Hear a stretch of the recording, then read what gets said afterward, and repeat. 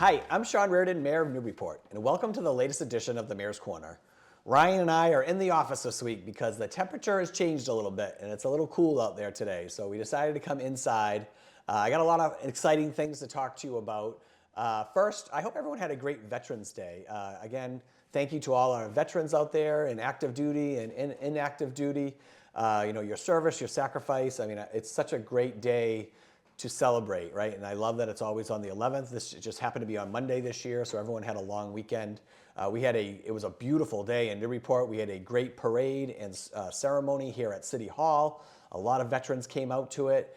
A lot of people don't know, a lot of our first responders are veterans. About half of our police department and I think 7 members of our fire department are veterans.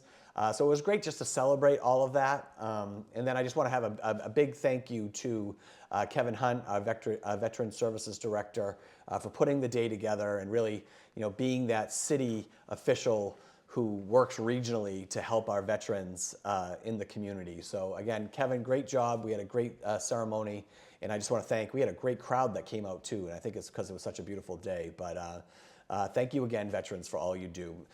It was good for me because Veterans Day is really important to me. My brother-in-law is currently in the service, which I've talked about before. Luke Teal, who's actually here from Newburyport, graduated in 1995, married my sister.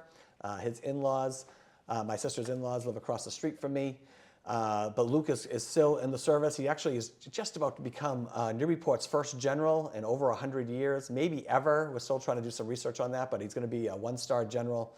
He's stationed down at Shaw Air Force Base in South Carolina right now. So really exciting times for him getting to that level. I mean, again, I've never met a general before, so it's pretty cool to have one in the family. So again, thank you to all of our veterans. And like I said, we had a great day in Newburyport celebrating you.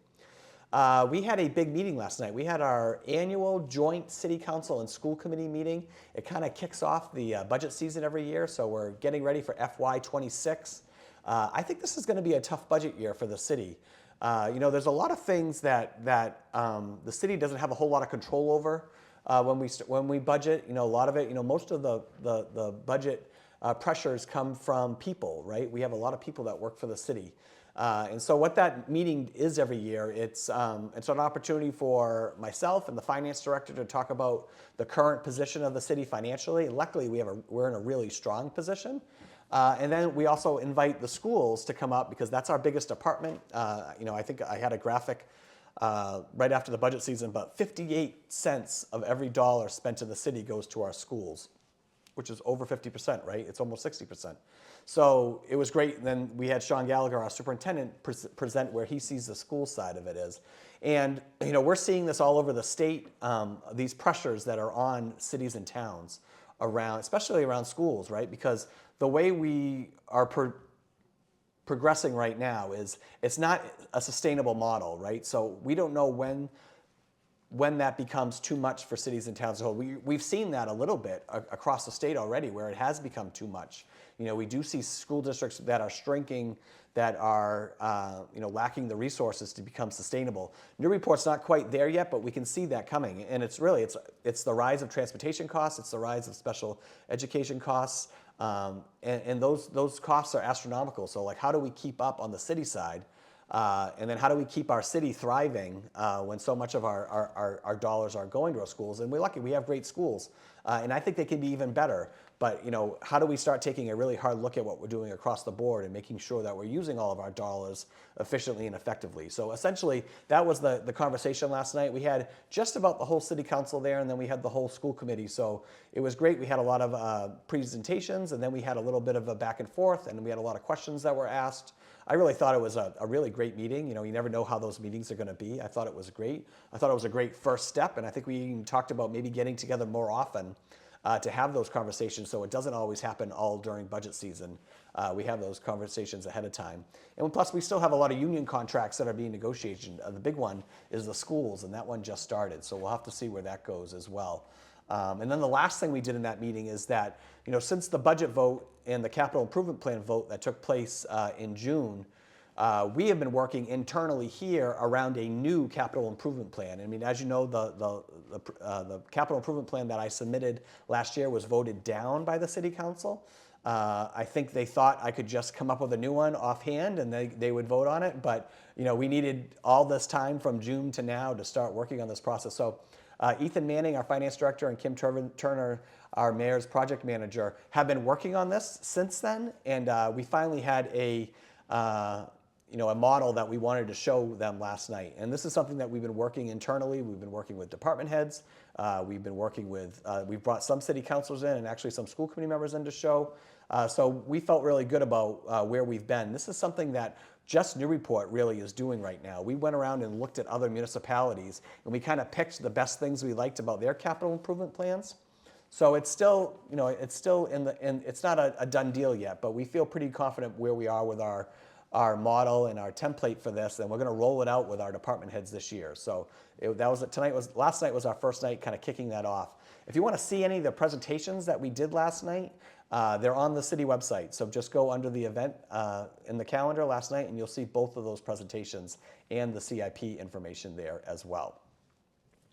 We're still dealing with some mold at City Hall here. So the assessor's office and the planning office is still closed on that first floor. They've essentially been working out of the conference room on the second floor.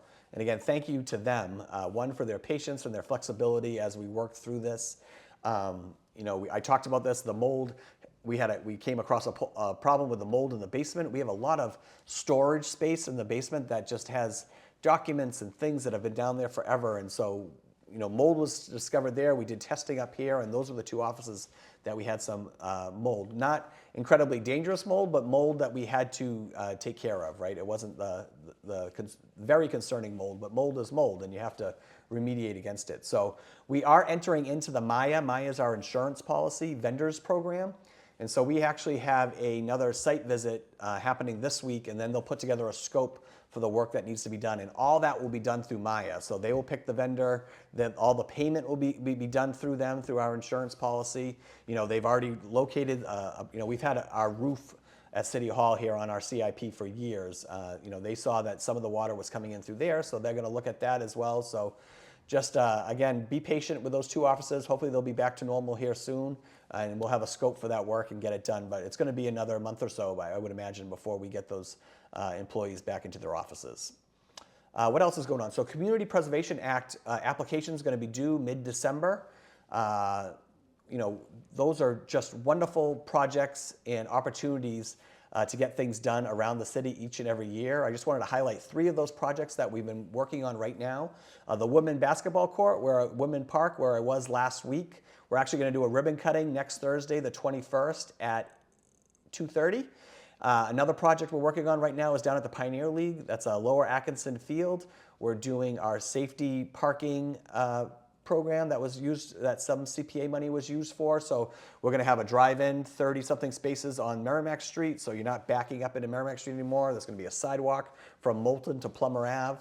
And then all out behind Founders Field will be a gravel parking lot as well. So we're working on that right now. And again, the weather's cooperated, so that's great.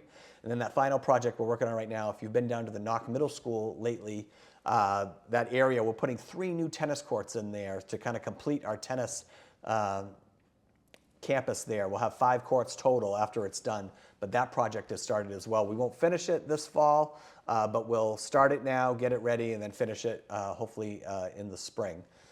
So, really exciting that those projects get to happen. And I know we'll have another list of great projects, and the Community Preservation Committee will have a lot to consider after they get all the applications in December. So lastly, I want to just end with housing, right? So we had a housing forum a couple months back now, but it was very informative because I think housing is one of the biggest things that we're dealing with here in Massachusetts. And also in Newburyport, right? We're pretty built out, right? We're 80% built out. So where we can put housing, we really have to be strategic. We certainly need as much affordable housing as we can bring into the city as costs continue to rise, right? So this week, the first thing I did is I was able to sign the Port Plaza Development Agreement. I've been giving you updates on that. Part of the agreement, I had to go to the Water Sewer Commission and ask for some help around some of the privilege fees and connection fees with it. So, again, the water connection fees weren't touched. We worked out a payment plan for the other fees, $475,000 over 20 years. So we're going to get over $820,000 of privilege fees from this development. And it's going to be a friendly 40B, right? So there's going to be 25% affordable units at 80% AMI. There's going to be 212 units total. Those units, and they're all rentals. The affordable units are protected forever. The other rentals are protected for the 35 years. And they're going to be in charge of traffic studies and pedestrian improvements inside Port Plaza. So a lot of good things happened with this agreement. So again, I just want to thank everyone involved. I want to thank the counselors that helped me with some of the drafts of the development agreement. I want to thank the Water Sewer Commission. I had to go to 2 public meetings and talk about this with them. And they actually came up with their solution to it, which I thought was a really great compromise. And when I say privilege fees, right, those are 20 years ago, or just about 20 years ago, there was a $3 million sewer upgrade on Low Street. And so these privilege fees were put into place. That bond is just about paid off, okay? It'll be paid off in 2 years. And the balance on that bond right now is $475,000. So the Water Sewer Commission came up with a compromise where the developer would pay off that bond so that project would be completely paid off. Now they're going to do it over 20 years at 4% interest. So they're actually not going to pay $475,000 there. They're going to spend over $820,000 over the life of that 20 years. So that'll be money that will keep coming into the city. And at the end of the day, this housing project will bring in close to $700,000 of revenue to the city for years, right? So, I mean, again, a lot of positives with this project, and I do think that's the area of town that can handle the density and the people that are going to come with this project. So I was really excited about that. Much needed rentals brought to that end of town. And then the last thing I'm going to talk about is the Brown School. There's been a lot of conversation and a lot of public comment at the recent city council meeting around my decision on the Brown School. Again, at the end of the day, I went with the developer I felt most comfortable with, that had the most flexibility and was the most reasonable plan for the neighborhood and for the city. Brown School was such a small, tight area. It wasn't going to solve all of our affordable housing problems, right? So how do we maximize that space and then maximize the affordable units? So that's where we landed. A lot of people, were really pushing for the Y to be chosen. To me, the Y was just completely eliminated when they told me they couldn't lower their unit count, right? They were proposing 43 units because they had to. Their funding model is that they use all these different tax credits, right? And the lower the affordability they go, like down to 30% AMI, those are all tax credits that they're going to use. So they actually can't take away their unit count because they couldn't get the financing for it. And plus, those are really competitive tax credits. I mean, something wouldn't happen if we had gone with the Y. Something wouldn't have happened there for many, many years because it is such a process to have that kind of financing model. Now, what Zeta allows us to do is now negotiate even further, find that other funding out there through the state to kind of increase what they thought they could do, which, again, I won't bring anything to the council that's not as close to 50% affordable as possible. So out of 29 units, you're talking, I want to get to 14 or 15 units of affordable housing at 60% average median income, right? So 60% AMI. And I think we can get there, but that's where we are. For those of you hoping I can still go back and pick the Y, that's not going to happen. So I want you to know that. To me, the RFP process is closed. And unfortunately for the Y, they eliminated themselves when they couldn't come down on the units. Now, we can have a debate about whether you think 43 is really too much. I mean, right now, that parcel of land is zoned for 20 units. So to me, it was even a stretch to think that 29 would get passed there, and I'm still hoping we do. But now it's up to me to continue to work with the council, and hopefully I can come to them with a great plan that's going to happen there. If this doesn't work out, if this process doesn't work out, then we're pretty much starting from scratch. And that's too bad because I think what we landed on was the reasonable option for here, right? It's not going to be overburdensome on the neighborhood. It's providing much needed housing. They're all rentals, so it's not like we're bringing in $1 million condos. These are all rentals, and they're all for seniors. They're going to be built so they're accessible and reliable, and we're going to increase the parking and green space there. So that's where we are with the Brown School. If you have any questions, please come and see me and talk about it.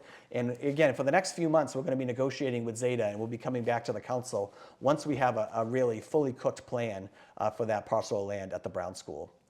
That's my Mayor's Corner this week. Good luck to the NHS football team and the cross-country teams as they compete in the state tournament this weekend. And I will see you all next time on the Mayor's Corner.